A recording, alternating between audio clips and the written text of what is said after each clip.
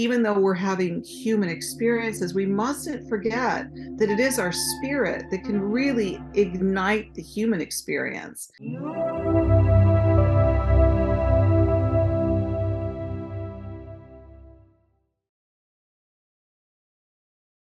I'd like to welcome to the show Aura Naderich. How you doing, Aura? I'm good, Alex. How are you? I'm doing fantastic. Thank you so much for coming on the show. I'm excited to talk about your book, Mindfulness and Mysticism, and get into the weeds of higher states of consciousness and why we're here and all the deep conversations that I love having on the show. So my very first question to you, my dear, is what is your definition of mysticism? Because it is a word that is thrown around every once in a while. Like I've had people who call themselves mystics on the show. What is exactly a mystic or mysticism in general?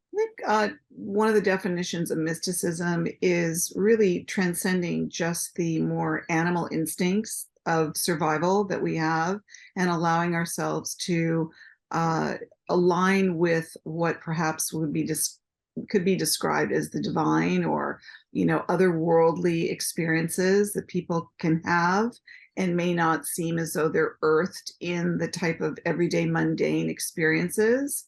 And I like to sort of what I say in mindfulness and mysticism is take the mystery out of mysticism, because a lot of people feel, oh, what's a mystic? A mystic is something other than myself. A mystic is someone that maybe they can't even define what that is because they might not think that they themselves have had a mystical experience.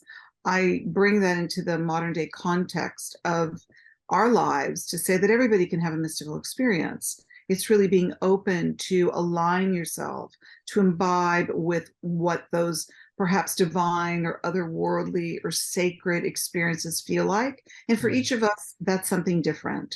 Yeah, I mean, when I hear the first time I heard the word mysticism, I think of Merlin, I think of magic, I think of magical things, kind of like, again, something outside of me, something that I could never do. But I'm so glad that you kind of brought that in because it is something that we are all capable of doing. I mean, even the teachings of Jesus said, everything I could do, you could do and more. So it's Absolutely. And I talk about that in mindfulness mysticism. I go into what would seem like extraordinary superpowers, if you will. Well, they're really not something that somebody outside of ourselves can only be the person to experience. We can experience those types of abilities that we have, like to be able to maybe be extremely intuitive, to be able to be psychic, to be able to do remote viewing, be able to sense what someone else is doing in another country. There's a lot of things, there's parts of our brains that we're not even accessing that allow us to feel those extraordinary experiences and to be able to be aligned with them. What I really propose in mindfulness and mysticism is to be open to those experiences. And we do think of people like Jesus or people that walk this earth that were perhaps, what we call, avatars, or people that were, touched by the enlightenment, like a Buddha or Jesus, and those that really became fully self-realized in their lifetime. I think of them as they were walking the path of enlightenment. They were walking the path of self-realization. mm. And each and every one of us can embark on that path. We might not be as enlightened as Jesus or Buddha and our incarnation, but I believe in having little mini enlightenment experiences along the way on the life journey. So a lot of these more fantastical elements like like what you were talking about, remote viewing and psychic abilities, things that people think that are outside of them, generally speaking, is that kind of, in maybe more on the yogic path, a kind of something that happens when you are in the enlightened path? Like it's not something you search for. So in other words, you're not going to try to levitate, but because you are on the spiritual path, you're meditating to a certain point and connect to something, you just naturally levitate. It's kind of just like like something that just happens. Yeah, I mean, what I really also bring to my reader is that when you really are on the path of awakening, when you're on the path of transformation and transcendence, you experience different states of consciousness. And Mhm. that's really part of what I also like to share with those that are embarking on the mindfulness path, which is being in the present moment with total awareness. And I say it's like a camera lens, it just becomes wider and wider and wider.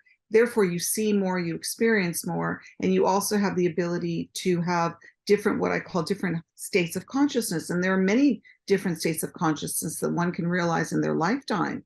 And ultimately, what it comes down to, consciousness is awareness. And the deeper you go into your experiences on the path of awakening or the path of self-realization, you start to have these extraordinary experiences, and you start to heighten your awareness. And it can feel like you're experiencing things that feel very otherworldly. And I also really bring up the whole notion of the chemicals in our brains. I say that you can start to feel even feelings of ecstasy and bliss, that mimic a medicine chest or drugs. The feelings that a lot of people try to realize when they get high. Think of the word high. They're trying to go higher, than sort of the mundane experiences. They want to be able to access a higher state of consciousness. Unfortunately, that can take you down the rabbit hole of addiction. Yeah, without question. So can you talk a little bit about the different states of consciousness?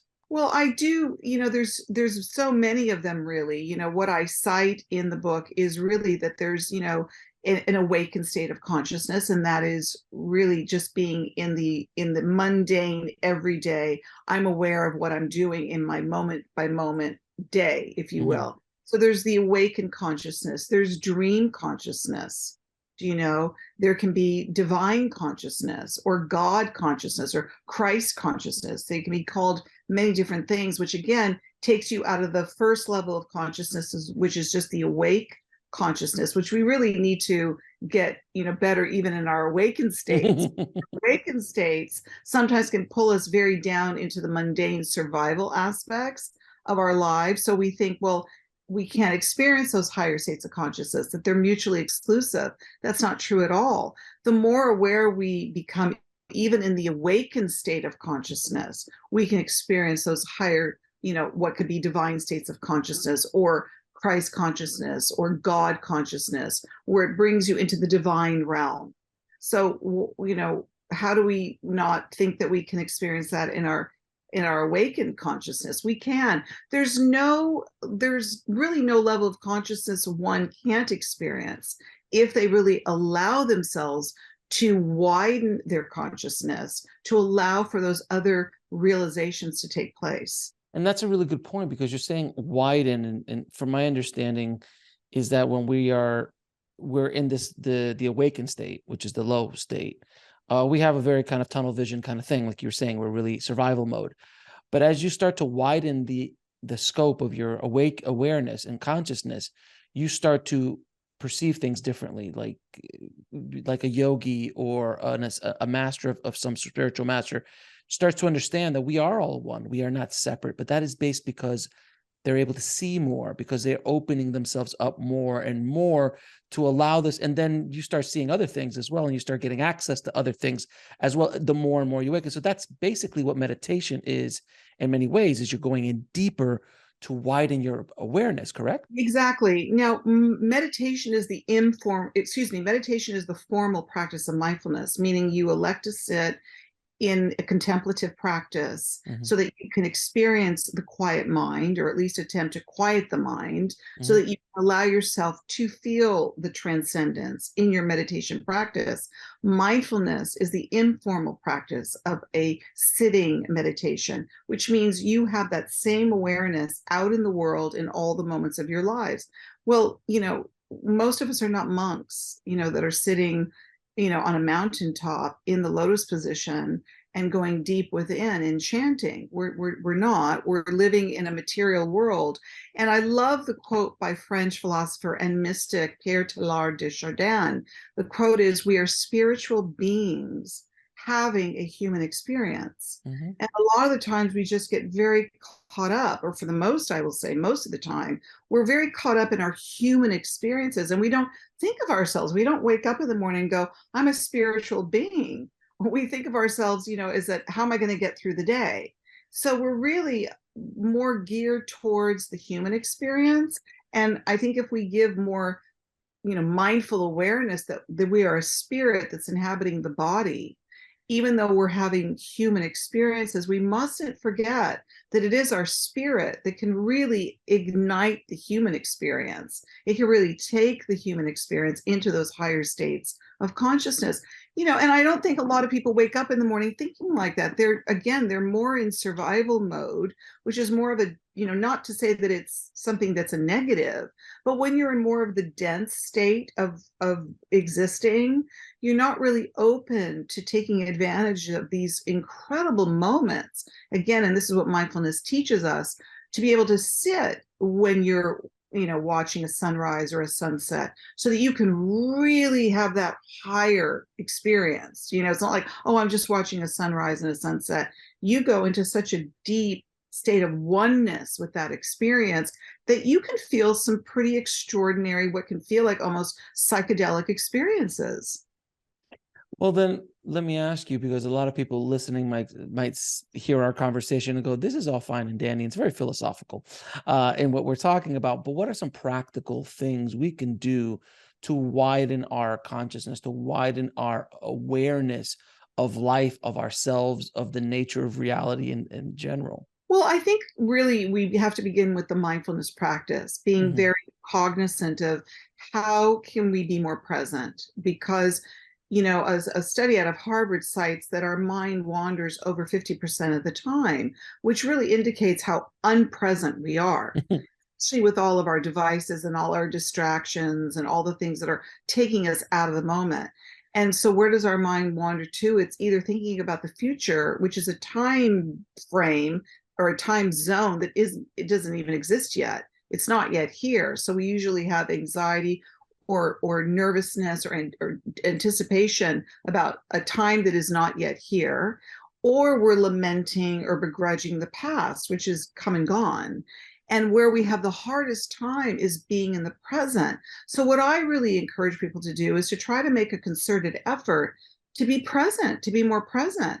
And how do you do that? You begin with, like, from the minute you wake up in the morning. You don't just, jump out of bed like a ball out of a cannon. You really, again, go within, take those moments to do some maybe deep breathing, put your hands on your heart chakra, acknowledge that, yes, I'm a spirit that's inhabiting this body, and I'm one more day alive for my spirit to breathe into this body. And observe yourself, go into observation mode of how often we're so inclined to rush out of a moment. So if you can start to really bring yourself into the present more, you're going to start to experience some pretty interesting moments. You're going to start to see a transformation. You're going to start to see that the moments become deeper for you. And another thing I might add about really having a mindfulness practice is that your senses start to heighten. Because you're more present, you're really listening more. You're really, let's, even if it's a conversation you're having or you're listening to music, you're like, whoa, I'm really, really listening to this music much more, deeply. Your sense of smell starts to feel or starts to seem as though you can even smell things better. And when you eat, when there's a mindfulness based eating experience, you're really tasting your food. So think about all of the things that we rush through on a Mhm. daily basis, that we're robbing ourselves of those heightened experiences. Do Mhm. you know? So for the person that's listening going, well, okay, how do I do that? Or how do I be more present? I say, start being more present.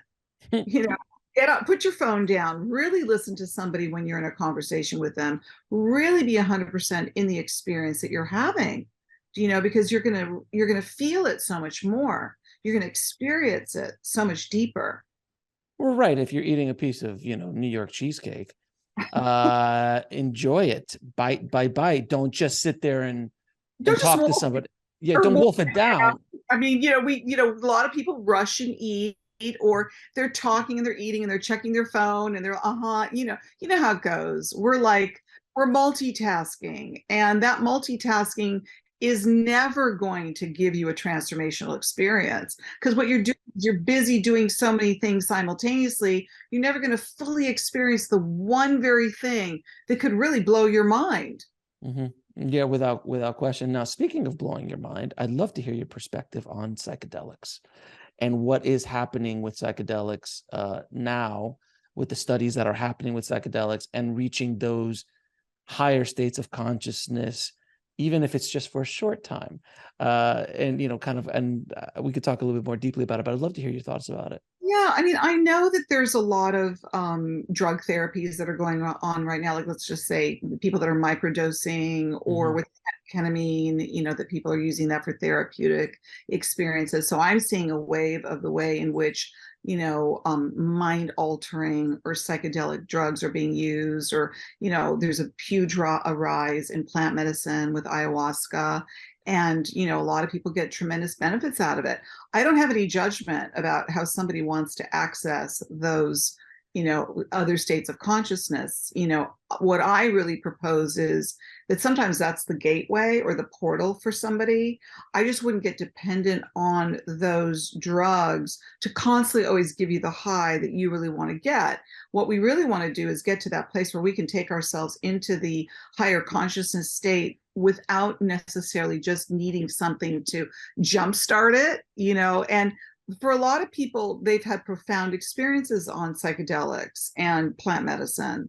And that really was the way in which they were able to connect to something really, altering for them. And so again, people come in the door in different ways, and I think whatever works for you, as long as you don't use it for the wrong reasons. If you're Right. really using it to expand your consciousness or to for healing purposes, for therapeutic purposes, um again, it's personal. That's someone's decision to make for themselves. I think what I was trying to also stress in my book, Mindfulness and Mysticism, is that we can have these euphoric, ecstatic, blissful states naturally. We Yeah. can, and it's really amazing because I think in the future we're going to be able to just turn it on automatically. Well, I think it was Ram Dass that said that he started off obviously with psychedelics with Timothy Yeah, Leary, yeah, very famously, but he's like he got tired of coming back. He would go on the trip and he's like, I want to learn how to stay there. And yeah, this stuff is not doing it. And he goes, then I met the Maharishi. yeah. And I said, oh my God, look, there's a being who's there all the time. I need to learn from this guy. And that's how he got it. Yeah, I think there's that great story. I believe it's Krishna Das, the musician, Mhm. that tells the story of giving Maharaji. I think somebody gave him, Oh or yeah. it was Ram Dass, I believe, gave him like an inordinate amount of tabs of acid or something that Yes. sounds like it would have just blown Killed. them or killed an elephant or something, and that they witnessed Maharaji like nothing happened. You Yeah. know, He was laughing. Yeah.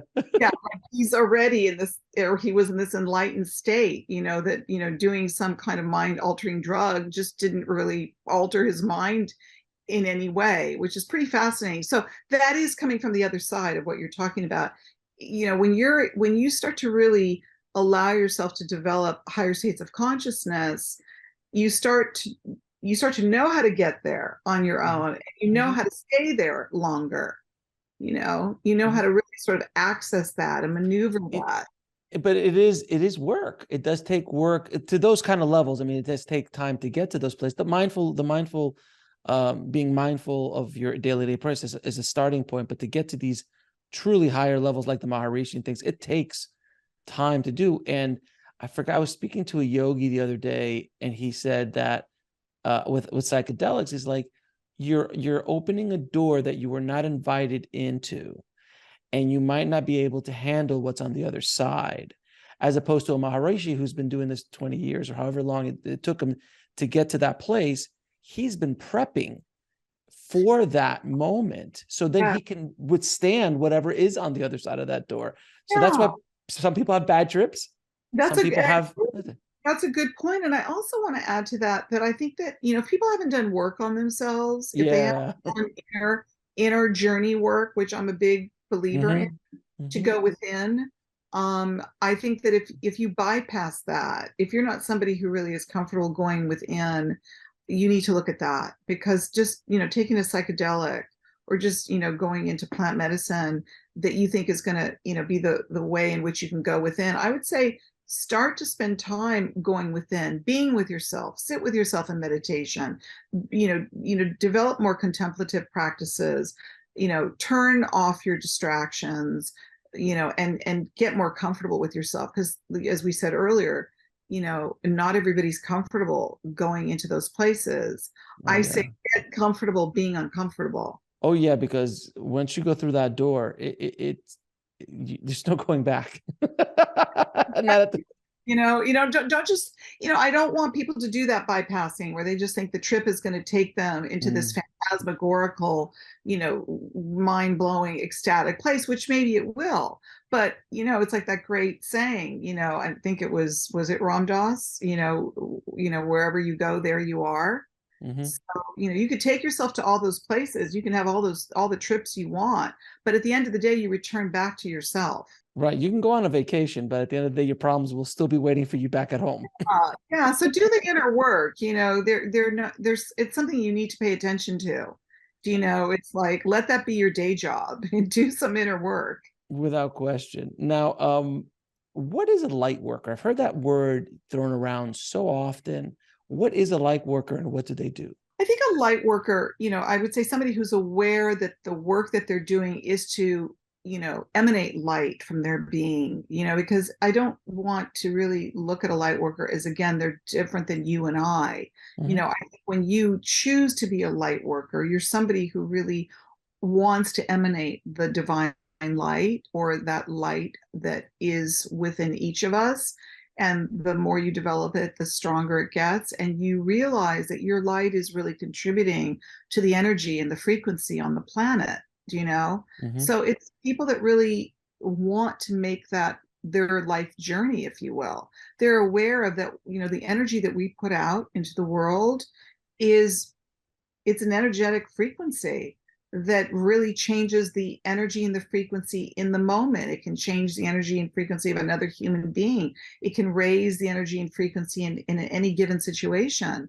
So I look at light workers as those that really feel that that's, really part of their purpose, being on this journey, on this life journey, and being on this planet, that they want to share their light as wide and far as they can, which can be life changing for others. Well, you said the word frequency, and anytime someone brings up frequency, I really like to just dig into that a little bit because it sounds woo-woo out there when people say things like that. But I want you to bring it down to earth for what it actually means for people listening who might not be aware of the concept of energy and frequencies within the energy and frequencies that we put out of enlightened beings. As their frequency goes higher, they're able to do different things like that. Energy, everything is energy. Mhm.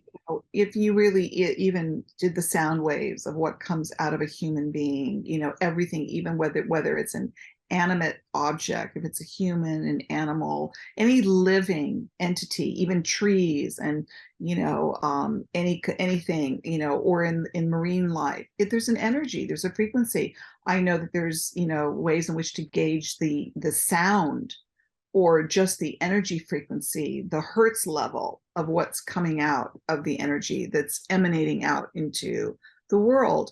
And I don't think there's anything woo-woo about that. It's just that we are beings that have an energy to our beingness, if you will. Mhm. It's like you can say something that doesn't sound woo when you meet somebody and you can say, wow, that person has such great energy. But Well, that's what are you really saying when right. there's something woo woo about saying, wow, that person has such great energy. Let's bring it down to the most, really Basic. understandable, Yeah. basic level that we can for anybody who wants to understand that. What you're really saying is, I feel good around that person. I really feel good around that person. They make me feel good. Well, why are they making me feel good? Their energy is positive. It's Mhm. it's a level of positivity. And we can feel the positive energy, we can feel the negative energy when we're around someone. So if you look at energy is that or a frequency, which really means it's reverberating out from that being or from the energy that an animal is giving, an energy that a tree is emanating. How does that make you feel? That's a question for somebody to ask themselves. How do I feel when I'm in the presence of this person? How do I feel when I'm in the presence of, I have this big, beautiful tree that's outside my house. That tree for me emanates an energy and a Hmm. frequency. And when I'm sitting under that tree, I can really feel it. Now, that's again, I mean, I can't really dumb it down for somebody that doesn't subscribe to those kinds of things. Sure. It you have to just experience, and if you have that experience, it's something that you can really describe as an energy. And again, going back to how does that make you feel? And we've all had that either said to us or we've said it about someone else. Like someone can say, "Oh, I love being around you. You make me feel good." That's energy. Or you're like, I gotta take a shower after that guy because Well, we know that's the negative. That's a toxicity. Mhm. Energy can, like I said, for every polar opposite of the negative, there's a positive. Mm, So, then it's really important to be mindful and aware of the energy that you're feeling around someone or in a right. situation. And by the way, to pay close attention to that. A Hmm. lot of times people feel something, and going back to our innate superpowers, we have deep intuition, and our intuition can tell us a lot. So if we're feeling something that feels very positive and very soothing, that is a positive energy. When we're feeling something negative, even if it's around a person, pay attention to that. That's going to tell you what is the energy that you're experiencing. Yeah, I mean, if you just, I mean, I know you're in California, but if you've ever had a chance to go and stand in front of a sequoia or in the redwood forest, Yes, I and have. you walk those, there's just something there that you just like, Oh, oh my God. I'm a big tree person. So I love the tree. I love trees. I love the ocean. Mhm. I really, there's certain elements, nature elements that I just really resonate to. And if you are there, for anybody who's, there are people that are really into the mountains or the desert or the ocean, they really feel that Oh resonance. yeah, the ocean. Yeah. Yeah, that's again, it's an energy. When I'm around the water, when I walk on the beach, or I just sometimes can just stare out at the water for hours, it that again, recognize how it makes you feel when you're in the presence of that. How many times have you walked into a room when two other people were there before you and you didn't know what was going on, but the second you walked in the room, you go, "Oh, some stuff was going down here." Like they were in an argument, there's Yeah. something Oh, happening in this room. absolutely, for sure. And I think for some people that, maybe are not wanting to own the energy that they're putting out, Mm, which could be negative, mhm. and sometimes people are not that honest, and they're not going to say to somebody. Some people do, like, "Hey, you got some downer energy going on." You toxic girl.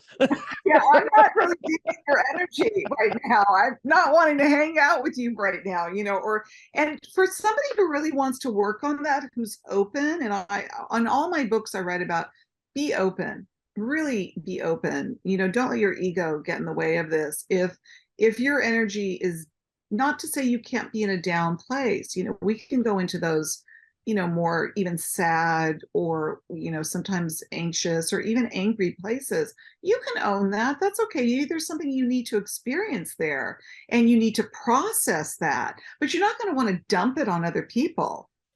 Like, Mhm. that's why I said it's like, do your inner work, you know, get comfortable So, being uncomfortable. so when you say inner work, what does that mean for people? Because that's a pretty broad term. What does inner work mean? I think inner work is really taking, what I say in one of my books. I think it's Mindfulness and Mysticism. I've written five, and my most recent book, by the way, isn't that book. I have a new book out called Time to Awaken. You mean this book right here? Yeah, but you're good. You're so good. Yeah. So what do I mean by But inner work. so inner work? I say take a spiritual pulse. Take your pulse. Hmm. How am I doing? If we did that every day, especially when we're at the effect of a mood, Hmm. can't quite get to the bottom of what's going on with us. I say behind every emotion there's a thought. Some people come in through the emotion end of it, and other people come through the thought. So they can have a thought that's really negative and not connected to an emotion that's reacting to that thought. And for other people, they're feeling the emotion. And I say, catch the thought, because when you work with that, you're doing the inner work. You're doing the inner work of taking responsibility for what you're feeling and to know yourself better. You know, you talk about some enlightened beings on the planet like Jesus or Buddha. You know, think of Buddha. I think of Buddha sitting under the Bodhi tree, you know, and going within, and there were stories of Jesus disappeared for a while. Where did Jesus go? Yeah, there's that 30-year gap in the history. Yes, Yeah, we've spoken about this. Yeah, maybe Jesus was deep inside. He was spending a lot of time with himself. You know, he went deep within. And you want to talk about the most psychedelic trip you can have, just spend some deep time with yourself. Ooh. And let it free fall into what's there. Get to know yourself, including, I might add, your shadow, which is psychological aspect of our beingness, which Carl Jung, the psychologist, called the shadow, which is the darker aspects of our psyche, the aspects of ourselves we may not like very much, the aspects of ourselves like, okay, I don't want to look at that.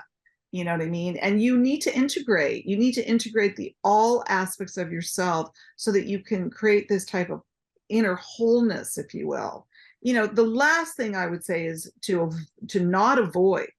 You don't want to avoid all of who you are, because if you're sitting in judgment of that, you're not going to be able to integrate the aspects of yourselves. And it's even from those places of ourselves that we may not really like a lot of, or maybe even love about ourselves. When we integrate it, we learn how to accept it. We learn how to even transform the parts of our personality that maybe could use a little work. That's the inner work I'm talking about. Have you heard of the darkness therapy thing that's going on right now? It sounds very self-explanatory. It literally is sitting in a dark room with yourself for like a retreat, basically a day or two. Wow. With no light, and it's just you in the darkness. Wow. And people say it is literally looking into the dark corners of the soul, and it's psychedelic almost, because your mind has nothing else to do, so there's no other stimulation. Exactly. So it has to go within. Yeah. And that's when a lot of stuff comes out. Like that was a lot of stuff. So it's a cheap ayahuasca. Right. You're in the dark right away. You stay there. Yeah, I mean, I'm all for any kind of therapy or therapeutics that really help you get to know who you are better. I'm not saying you have to sit on a couch for 20 years with a therapist to find out why, mommy did this and daddy did that, and you got bullied on the schoolyard, which is important to know, but you don't want that to run the show. As you get older, you want to really learn from the experiences that we have on the life journey, so that we can have that culmination of understanding of what took place, so that we're not in victimhood, or not to make light of the wounds that we have. And it's important to address what's still there that needs that healing, and it can come up at any time, no matter how old you are. An old wound could rear its head, but be aware of it, be cognizant of it. Do you know? So I think you kind of talked about this, but can you explain the dance between light and dark in ourselves? Well, I think, I really do understand the dualistic nature, which is really a Buddhist concept of that we live in a dualistic reality. I mean, we're in the material world, but as I said earlier, we're spiritual beings. I mean, that's a big contradiction right there. So we have to navigate the waters between the spiritual and the material. And the dance, really, what I call is, it's like a cosmic dance. It's like being able to navigate the contradictions on the life journey. And if you think of really just the whole idea of dancing, it's like, again, I use the word free falling a lot in that book. It's that you're open to the movement, you're open to the surrender, if you will, to the dichotomy, to the contradiction, to the duality of our nature. and you're not being dominated by one over the other. So for me, it is like a dance. It's like a spiritual dance. And rather than to have resistance or again to avoid the aspects, the different aspects of ourselves, Hmm. we want to be able to integrate them. And by the way, you can literally dance. I use it more metaphorically, but I also mentioned the cosmic dance in the book about put on that great music. And even if you're dancing by yourself, where you can go into, for anybody who's really danced, like to the point where you almost like lose Hmm. sight of Oh yeah, yourself. you're in the zone. Athletes get it, You're artists totally get in it. the, Yeah. you're totally in that zone where it's like, whoa. And that's the high experience I'm talking about, where you suddenly go into that altered state that feels so high, like you're on a drug. And artists talk about it all the time. Writers talk about it when they get in a flow. Athletes talk about it. It's being able to do it in your day-to-day life. That's the trick. If you can like live in the flow, then time stops. There is no time. It just is it's really a So magical place. that's the magic. That is the mystical that I'm talking about, Alex. I'm like saying that it's like a time continuum. There's Yeah. no really begin. You're just in that flow, and there's no beginning or end to it. Yeah, you're just so yeah. I've been there multiple times in my life as an artist, and it's just like you look up, and you're like, I've been here for 5 hours. I gotta get up. I gotta eat. Yeah, so that's the kind of navigating I'm talking about. Like for those of us that have really let ourselves go there, yeah, you can suddenly go, okay, well, I got to get to a meeting, or I got to feed my kids, or so that's the beauty of the contradiction. That's the beauty of the dance, is that we really start to become really agile at balancing the spiritual aspects of ourselves in a material world. And we get better at it. It's like you start to get really good at it, do you know? Hmm. Well, let me ask you, from your experience walking your life's path, and obviously all the books, and I'm sure, have thought about this question many a day, the one I'm about to ask you. Why are we here? What is the purpose of all of this dance, this play, this movie the video game that we're all playing? That's such a great question. Wow. To me, yeah, that is like one of the probably the most important questions to ask ourselves. What am I doing here? We might not know the why. Do you know? Maybe some people do know exactly why they're here and they connect that to their purpose. But the question of what do I want to do while I'm here on this earth plane?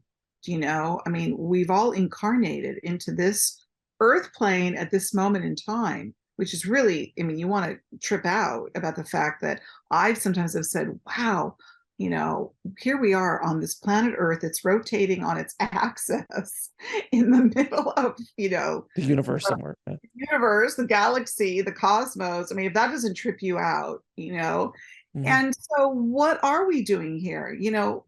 For those of us that are real seekers, that really want to get a lot of bang out of our life experience, we're not just going to do what I say in my new book, Time to Awaken. We don't exist just to exist. There are people that are just, moving through life and they're like, okay, it's another day and let me get through the day and la di da and whatever it is for them. But there are those of us that we really want to know what we're doing here. We're like, okay, what's going on?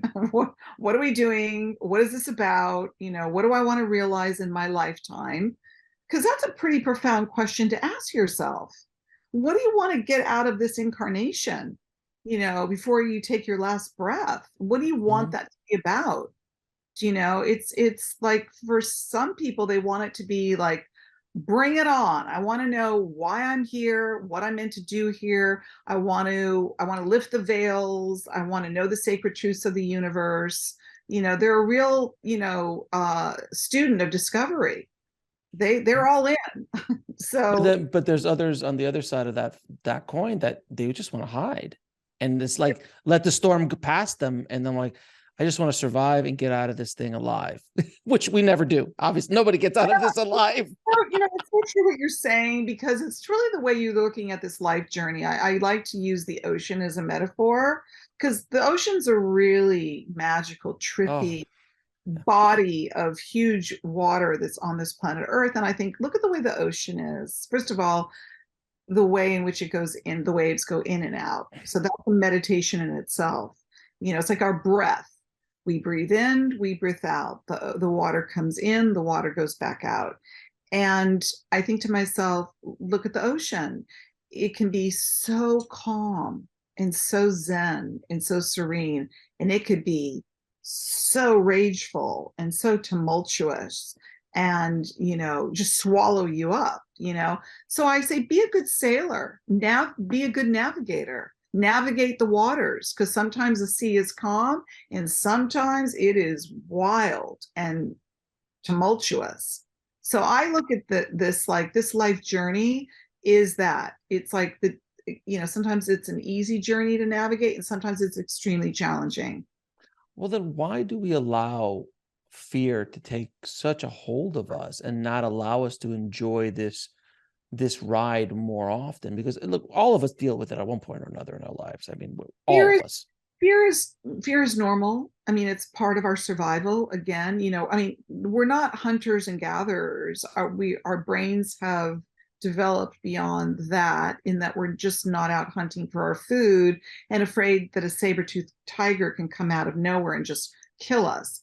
So yeah, we're always going to have a modicum of fear. It's normal to have, but it's also really important to gauge where your fear is coming from, because how much is fear stopping you from living life? How much of fear is really in control of your life? And I also feel that probably the most basic instinct around that kind of fear is our fear of dying. It's like, look, we all probably somewhere deep inside ourselves want to live forever. And we're, as far as we know, I mean, again, you go back into the spirit that transcends the body. And if this is a vehicle, it's like our car, and it's gonna get old, it's gonna break down, and and then maybe the spirit goes on to whatever people believe where their spirit ascends to. But I think the most basic fear that a lot of people feel, and I really saw it over the last 3 years when we had a pandemic, as it was. Yes. People went into a heightened state of fear. Well, why did they go into a heightened state of fear? Because they were told that they were going to die over a novel virus that, as we now know, didn't come from a bat. It was leaked out of a lab. All that's out for those of you that just watch your local news. You might want to. That information has officially come out now. The information is officially out now, and no, you don't have to be a conspiracy theorist to know it. Anyway, all that to say that people went into such a heightened state of fear. I mean, I've never seen. No, I've never either. Such a collective heightened state of fear. And they were in an unnatural state of fear, because if you think about it, that was drawn out for an inordinate amount of time. The stress. The stress. And we had all these unnatural protocols that were put into place. Wiping Amazon boxes, for God's sakes. I was wiping Amazon boxes with Clorox wipes. Well, I was hunting for toilet paper because apparently I think we should all learn from that. We should all learn that we should all get bidets, is what you're saying. Everyone should get a bidet, and there's not a problem anymore. There you go. I mean, the world came to the end and everyone said toilet paper. Like, really? It was that the thing? I looking at all that now with all the, you got to read I'll come back after you read my book. Yeah, we can look at all that now and go, wow, we really fell for a lot of that fear mongering big time. And as I say in Time to Awaken, you shouldn't make really important decisions in your life when you're in a state of fear. Absolutely. Never make some of the most important decisions of your life, including that of your health, when you're in a heightened state of fear. Look, everybody was at the effect of it because it was coming at us at such a rapid speed, and we've never experienced anything like that in our lifetime, that where a global occurrence gripped the entire world. Shut down for a month.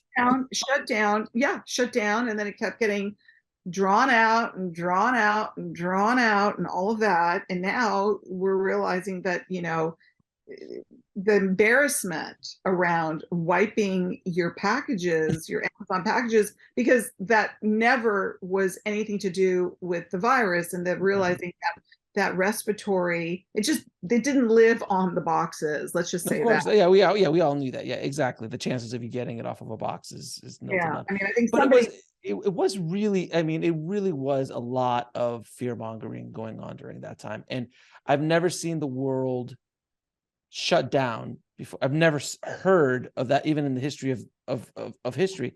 The well, whole the world shut down, but as we know, liquor stores managed to stay open. obviously that's the best. That was the best time for the sales. Exactly. Yeah, right. It's like you had to really anesthetize people. But yeah, the world shut down. Not every country did it. Like Sweden didn't do it. There are a lot of countries that did not shut down. They didn't go along with that program.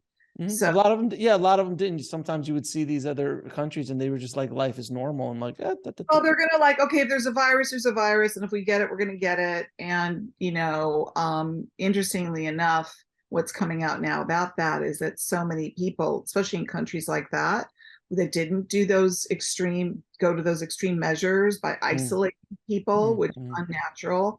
Um, they even have lower death rates than some of the countries Sure. that went to hardcore lockdown. Well, so let me ask you, your new book is called Time to Awaken. The concept of awakening is something I talk a lot about on this show. And it is, I believe that we are in a great awakening. I think that we are more open now than we've ever been in our recorded history, without question. The entire planet is shifting. The consciousness of the species is shifting. I can see it from when I was born to Yes. where we are now. Just in the short time that I've been alive, conversations like this would have been very difficult to have in the 80s or the 70s or anything like that. They would, and if you would go back a few years, you would have been burned at the stake. So what is your definition of awakening? What is the awakening in your perspective? Well, it's interesting. First of all, I want to say, Alex, that when I wrote Time to Awaken, the download that I was getting from the very beginning of the shutdown or the lockdown or the lockup, whatever you want to call it, I kept saying, "Oh, this is way more than a virus. This is way more of what's going on the planet. We're in the midst of a great awakening." Now, I never came up with the term Great Awakening, but I really believe in those kinds of talk about the mystical experience, that download through to me, and I kept saying, "Oh, we're in the midst of a major spiritual awakening." So I really do feel that we are at a point in our history that is unlike any other time that we've lived in, and that there are people that are waking up, and I use that a lot through the book. My book is Time to Awaken, which means time to wake up. And I do mention in Time to Awaken, it's as if we're living in a parallel universe, because there are those of us that are really waking up and waking up quickly and aware of what's going on many, many levels. And then there are people that don't even know what you're talking about. So I say it's connecting the dots. And I was a dot connector. I've been a dot connector for most of my life, but I really was a dot connector over the last 3 years. And I said it would be like I was connecting all these dots, and then I could talk to somebody that I've never met before, and we're like finishing each other's sentences. And then I'm talking to somebody else, and it would be like I said to them, "Well, aren't you connecting the dots?" And they would go, "What dots?" So we're living, I believe, in a time where there are those that are awakening and ascending to higher states of consciousness and awareness. And so many of the veils are lifting. It's just mind blowing. And if you can be somebody who doesn't get too reactive to what the veils of illusions might mean, like there might be information that's coming out, and some people might go, "Oh, I don't believe that," or I don't want to know that. If you can go past your own fear and recognize that a lot of the truths are being revealed, what I call sacred truths of the universe, it's going to blow a lot of people's minds, because a lot of the ways in which we perceived life and the way in which life works, the systems that are in place and the constructs and the institutions and all the things that we really believe that's how the world works. What if you find out that that's not really how it works, or that's not really how it's supposed to work? Mhm. And then it brings the focus and awareness back on ourselves. And you mentioned earlier on someone like Jesus. Jesus is an incredible example of someone who walked the path, the awakened path, and Sure. said things to people that they thought he was nuts.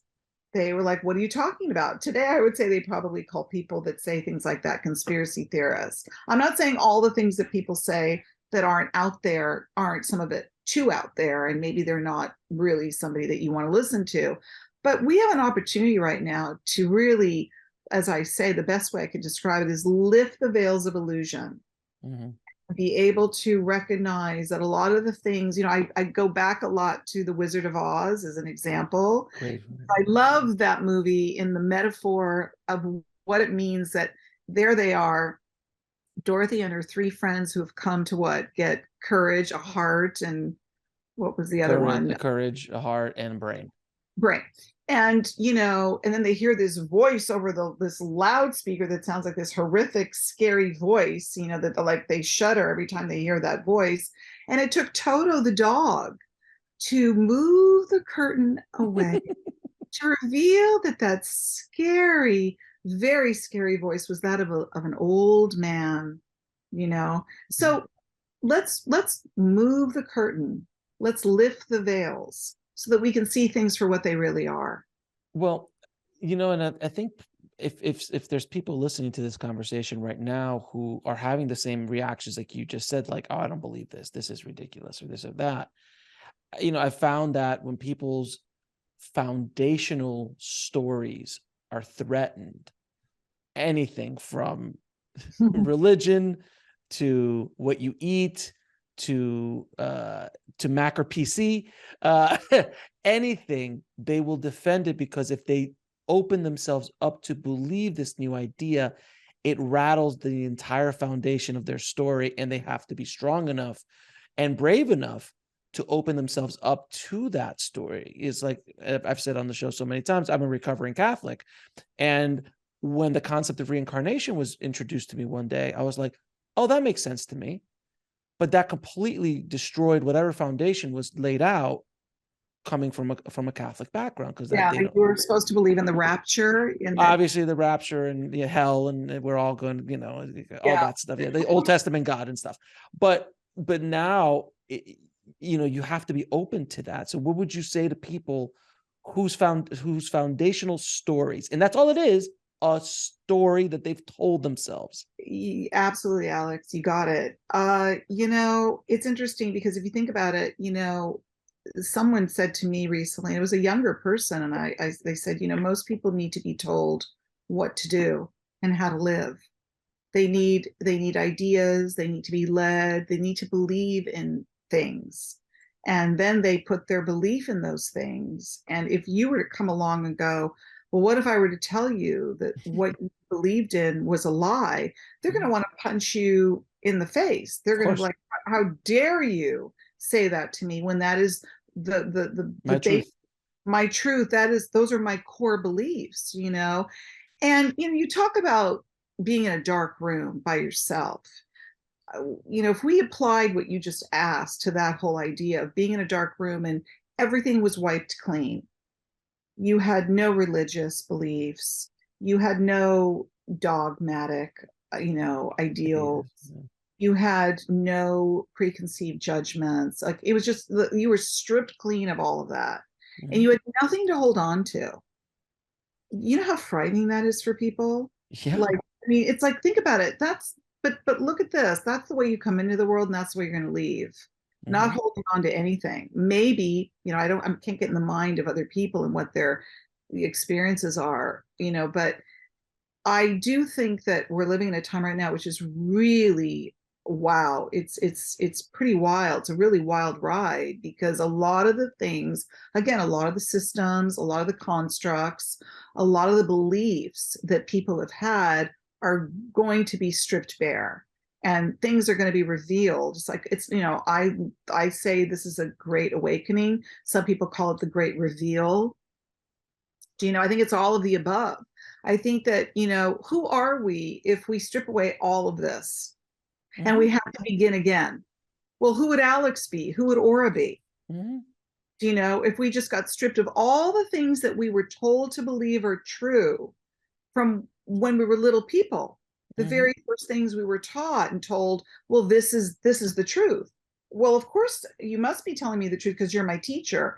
Well, you must be telling me the truth because you're my parents. Well, you must be telling me the truth because you're my, priest or my rabbi. You must be telling me the truth because you're my government. You must be telling me the truth because you're big pharma. You must be telling me the Hmm. truth Hmm. because you're the, World Health Organization. Well, to quote my first book, says who? That's Hmm. the title of my first book, says who? Who's to say that everything we've been told is true is necessarily true? It's our job to find out the truth. When you asked earlier, Agreed. what are we doing on this planet? For me, I want to know the truth. And it's like, why are people afraid to find out the truth? Also what you're saying is it's going to rattle your world if you find out that what you believed in so strongly isn't really what you thought it was. Is it going to just shatter you as a human being? I think we need to look at that. I think it's really important to know who we are without all that stuff. But and then again, that story that you're holding on to was basically a result of where you were born. If you were born in China or in India, you're going to be a Buddhist or a Hindu, and you would have those beliefs. And if you were born in a Christian country or a Muslim country, you have those beliefs. It's based around societal parents. That is you basically that's what you get. So if you understand that much and go, oh, well, wait a minute, I've been told all this stuff, and it was true to the people who raised me, my community, my church, whatever. But it's my job to kind of go out and open myself up to all these teachings and see what rings true to me, as opposed to what I've been told. And also to really ask these questions like, why have we been led to believe that we should hate one another Oh, yeah. because we're different, or we come from Yes. different religions or different cultures or different nationalities? I mean, look at the perpetuation of that lie. and, Yes. and you talk about ascension and higher consciousness, and look at the most basic base levels of the way we survive, that we hate one another because of our different beliefs. So those beliefs that we're told we should believe based on where, like you said, where we're born or what religion we grew up in believing. I look at that and I think that is such a, talk about vibrational levels. Low. That's a very low vibration. Again, it's all survival. The fact that we have our greatest wars have been over religious differences, it's crazy to me. And there are times, when I even talk about the mystical experience, there are times where people are together, we gather together and we feel this incredible oneness. It's like if we all came together, and I never knew what your religion is, I never knew anything about you, but again, I'm feeling an energy. Hmm. We're all together and we're feeling this oneness with one another. Does any of that even matter? Of course not. Of So course. why? So who, we have to ask ourselves, who is perpetuating this dissent, and why are we Oh, allowing for it? Why are we buying into those programs that aren't even real? Talk about lifting the veils of illusion.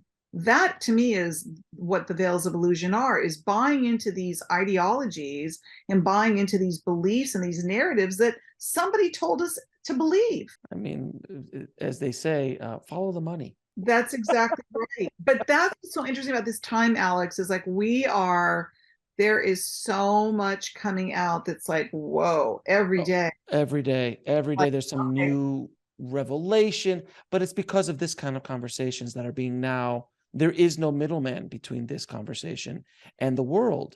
right. Before, I would have to have a producer and a network and a distribution outlet, and they would curb it and what didn't work for them.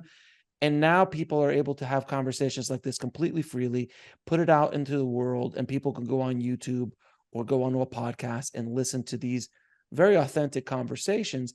and ideas that might plant seeds in them either now, either they get it now or they'll get it 10 years from now or 20 years from now because they started hearing. Because if you're listening to this or you're watching this, there's something inside you that is curious.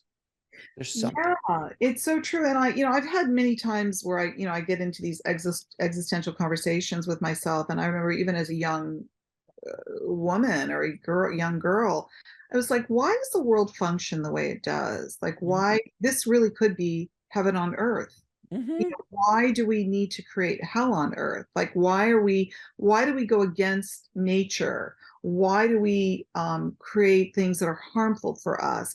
Look at food. There could be so much, why do we have to add all these additives and all these poisons Oh, in our food? Like, like a part of me goes, or blitzkrieg everybody with pharmaceutical drugs and not let them believe that their immune systems are vibrant and healthy. Look at the lies that we've been told. You know, sure. you can sit and watch TV and you've seen 20 commercials within an hour of all of these diseases and illnesses that were made to believe that if we don't take those drugs, this is all brainwashing. So Hmm. sometimes I've had days going, go again, it's all greed, it's money, it's like, is that Well, really how you want to live? but the bottom line is all of that is about people trying to fill a void from things that are outside of themselves. Right. The whole system is built around trying to fill the void that cannot be filled with billions and trillions in every single materialistic thing on the planet. It will never fill it. And Right. trust me, and there are some guys out there who are trying to fill it with materialistic stuff. There's more billionaires now than ever before. A lot But of people have benefited a lot over the last 3 years when we were all in a state of fear right, by bad. but from where I come from in Hollywood, I've met big movie stars who have a lot of money and fame and all that stuff, and they're empty and they're Yeah. searching because they're like, this didn't, the Oscar didn't fill the hole. That's And right. I go, but then you look at the yogi who looks homeless in the middle of Calcutta somewhere, and you're just like, oh, but he seems happy. I know, it's interesting because I think about, like, again, I love your whole sharing of the dark room because that really is where we can find out who we Mhm, are. And I don't mean whether someone's going to sit in a black room or not. I like the metaphor of that because mhm. I feel that um, we have an opportunity right now to really bring in a new world, Yes. a whole new way of being. Mhm. A world in which that has been, it's as if it's been kept from us. We've Well, we been, weren't ready. We weren't ready. But you know what? The new generations coming up are much more open to it. The yeah, kids, the younger generations, the teenagers, the 20 somethings right now, they look at things so much differently than my generation or your generation did. Completely different points of view. They look at things that we took for granted and they're like, that's ridiculous. Like, yeah. I mean, I agree with you. I just hope that they don't fall into, because there's so much going on the planet right now that is, wow, mhm, we're also, it's interesting. There's this movement towards spiritual awakening that's really powerful and it's really mhm, igniting the planet in a really powerful way.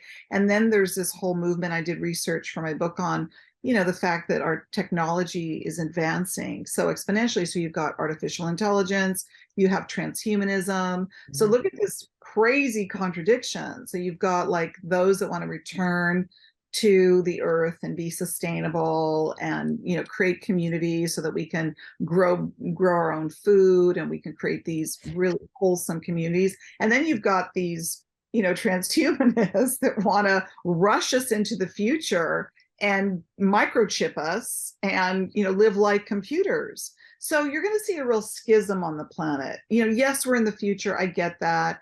I don't have a problem with the It fact is. that but and maybe tomorrow will look more like Blade Runner, I hope but not.